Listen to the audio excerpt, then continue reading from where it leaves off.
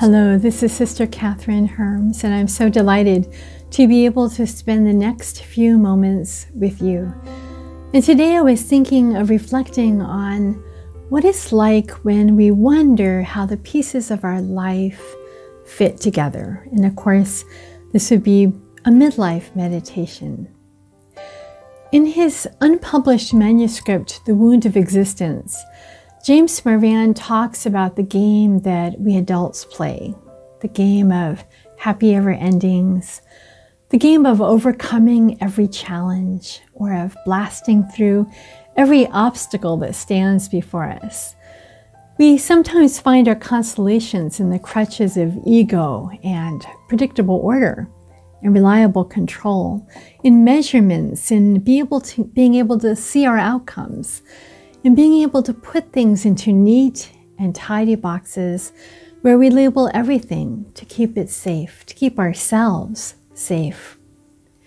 As adults, we are all in this game that is stretched out on the surface of reality. And it's only by remaining on the surface, contrary to all of our heart's call to go into the deep, that we stay in the game. We have to stay on the surface to stay in this game. But life's purpose isn't fulfilled by these games of child's play.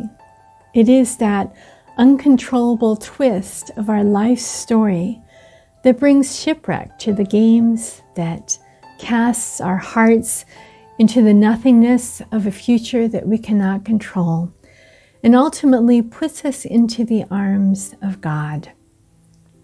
These twists and turns of our life can be dramatic or simple, but they are there to free us from illusion and to deepen our joy in life. Yesterday, Jesus urged me to immerse myself again in the life and heart of Blessed Charles de Foucauld, who's soon to be canonized. Born into a wealthy French family, Charles lost his faith and his bearings after being orphaned at an early age. He barely made it through military school, was often disciplined for his behavior and for openly parading his mistress about town.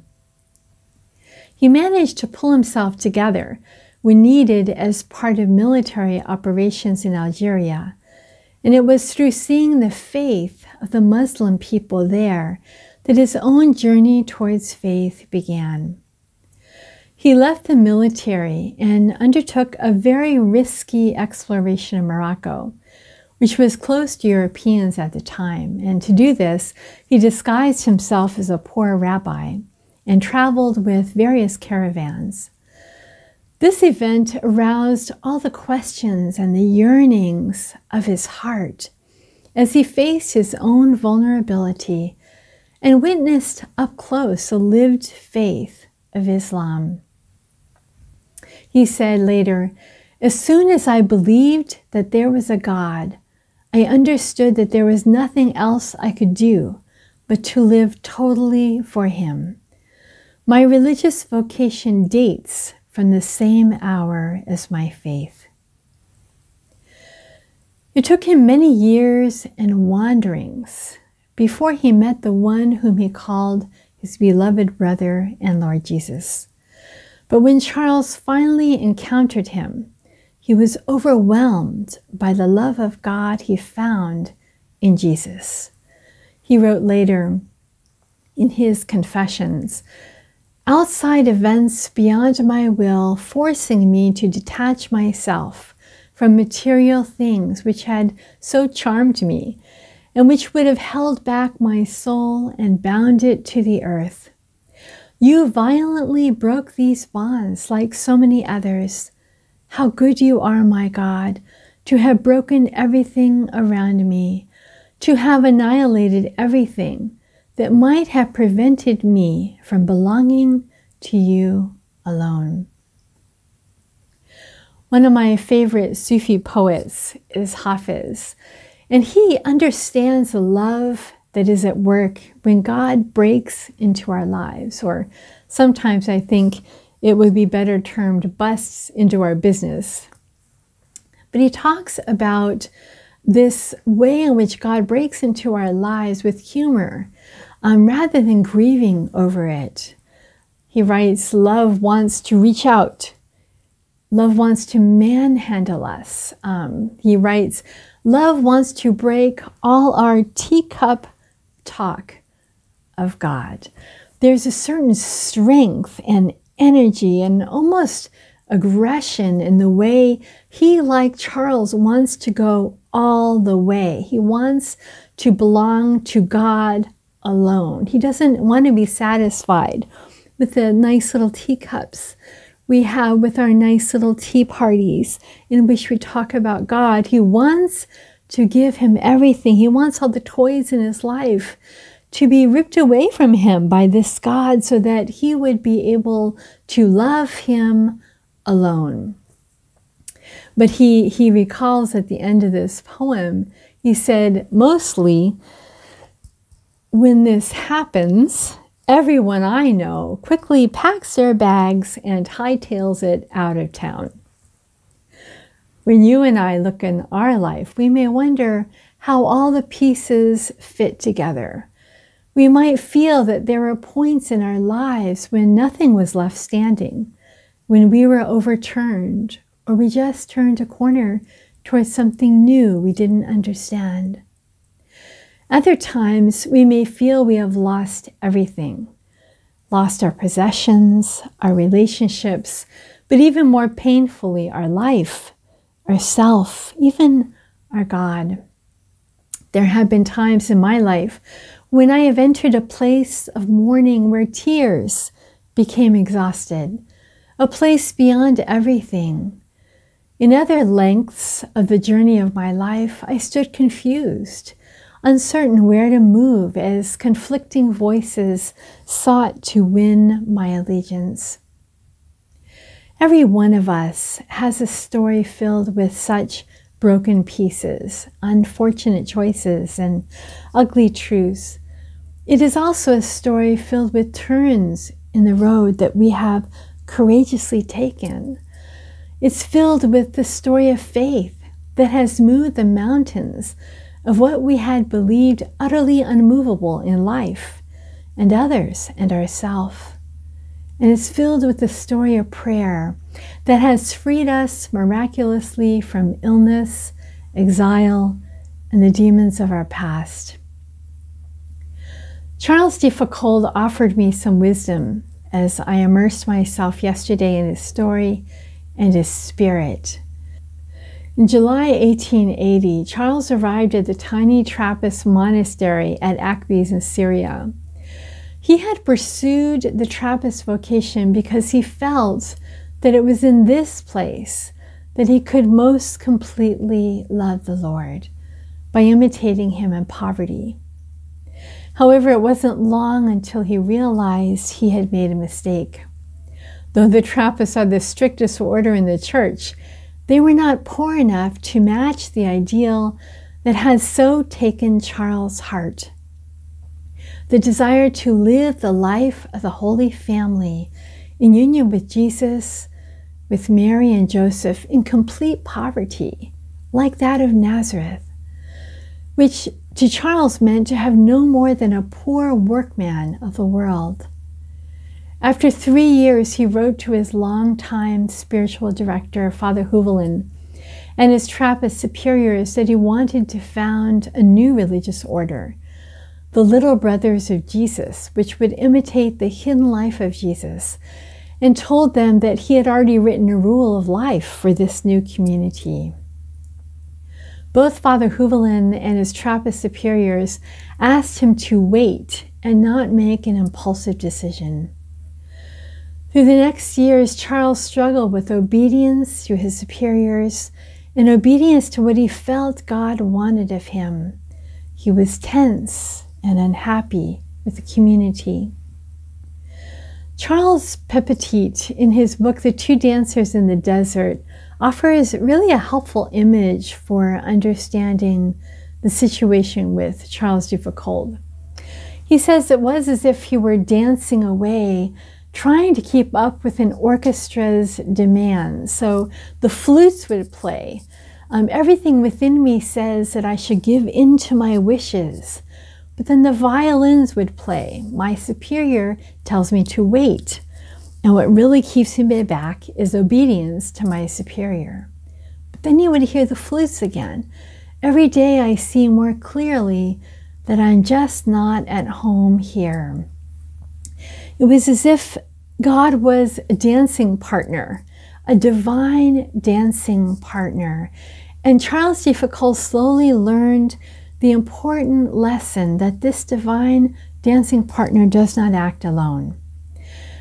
It is he who is whispering through the flutes, but it is also he who sounds through human voices, like the violins, like his superiors and his spiritual director.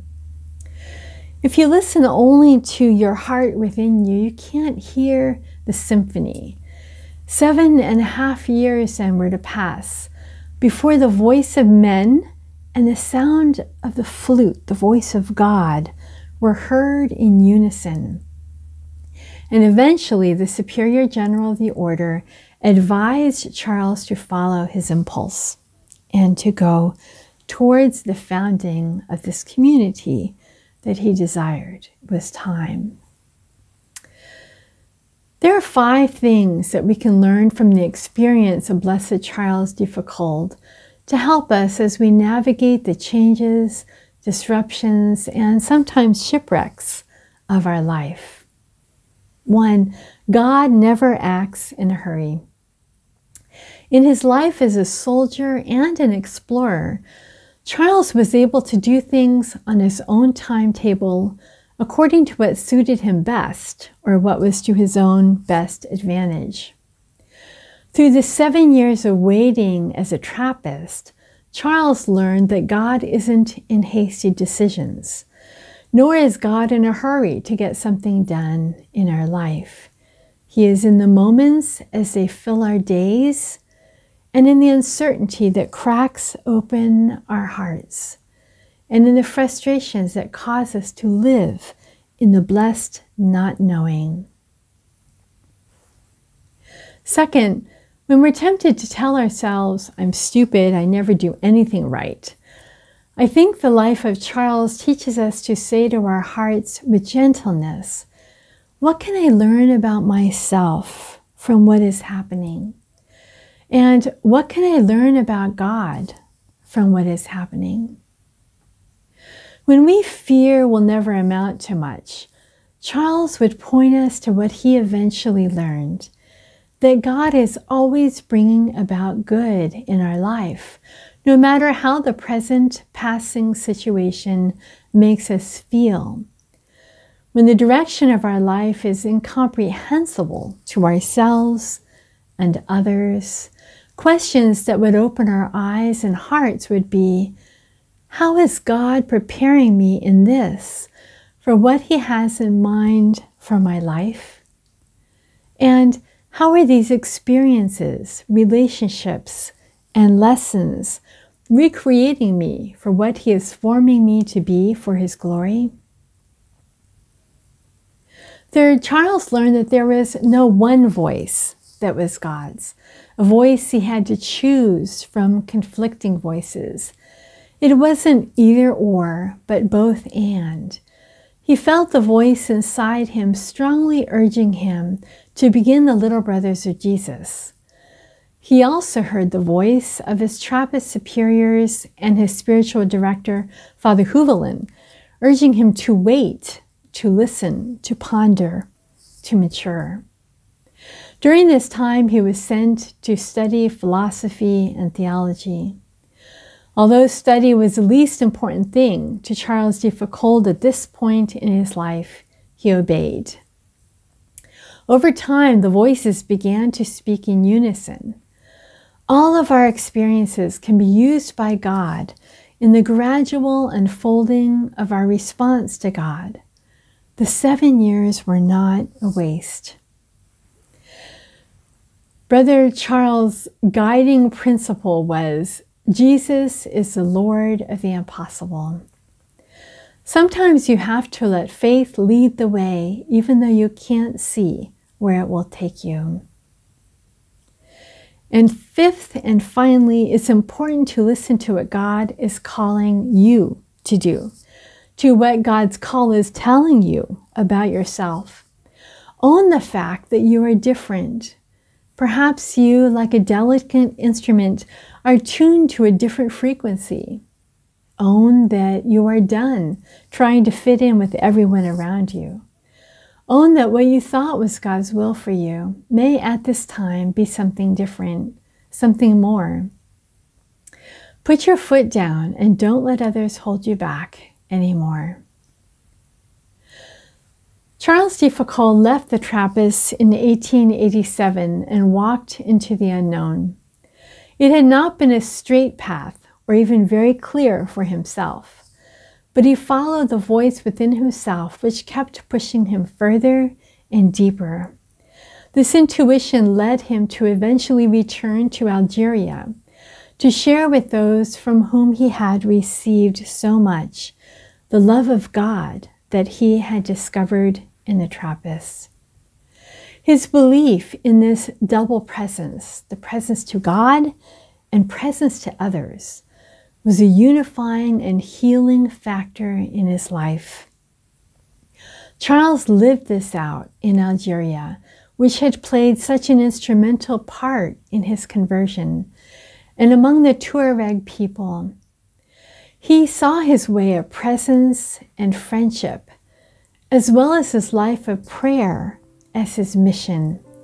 He understood that it was not a time for conversions in Algeria, and felt that his life could be about creating bonds of understanding and respect with his people.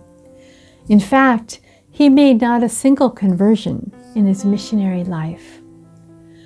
Charles was killed on December 1st, 1916 in the confusion of World War I, having chosen to remain among those in Tamanrasset who were too poor to flee the conflicts in the area. He had been well aware of the risk to his own life.